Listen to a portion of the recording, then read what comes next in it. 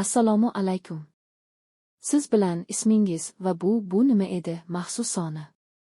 Bugun biz Tramp, Putin va Zelenskiy o'rtasidagi yangi siyosiy o'yinni tahlil qilamiz. So'nggi 2 oy ichida ilk marta Vladimir Putin va Donald Tramp telefon orqali suhbatlashishdi. Endi ular Vengriyada uchrashuv rejalashtirishmoqda. Ammo ayni paytda Tramp Oq uyda Ukraina prezidenti Vladimir Zelenskiyni qabul qilmoqda. Zelenskiy Trampni AQSh raketalari yordamida Rossiyaga zarba berishga ruxsat berishga ko'ndirmoqchi. Ammo Trampning so'nggi bayonotlari u yana Putin tomonida bo'lishi mumkin degan savollarni keltirib chiqardi. Moskva esa o'z pozitsiyasida qat'iy. Tomagavk raketalari mavzusi yana muhokamada.